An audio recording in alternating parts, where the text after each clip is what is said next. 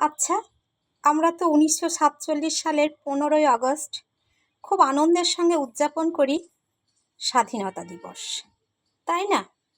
সেদিন তো আমাদের ভারত মাতা মুক্তি পেয়েছিলেন ইংরেজদের হাত থেকে।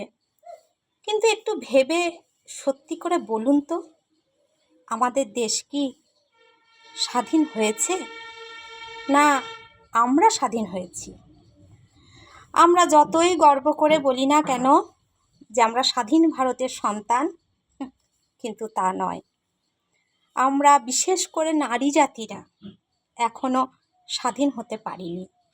এবং অন্যদিকে দেখতে গেলে এই পুরুষ শাসিত সমাজ নারীদের স্বাধীন হতে দেয়নি।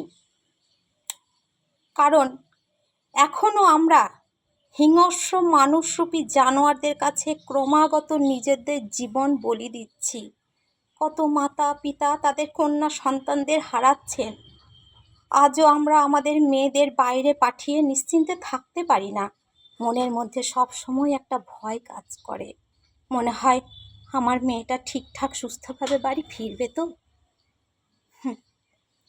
কারণ মানুষরূপী জানোয়াররা অপেক্ষায় আছে কখন আমাদের মেয়েদের শরীর আঁচড়ে কামড়ে ক্ষত বিক্ষত করবে।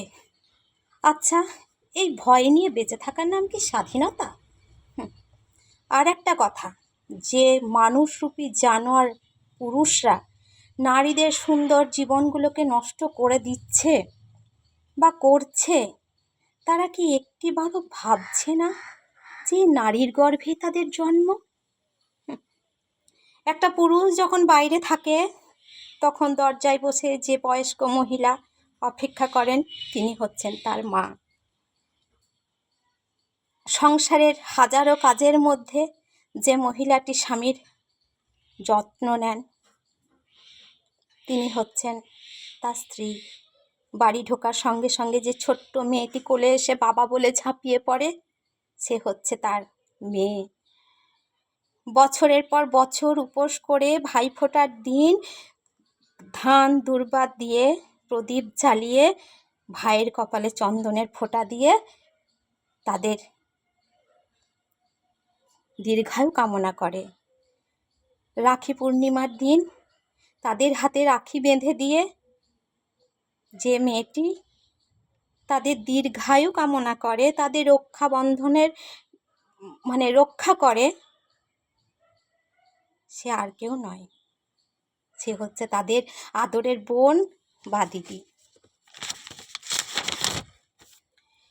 এগুলো কি পুরুষদের মনে পড়ে না যখন তারা অন্য নারীদের ওপর অত্যাচার করে?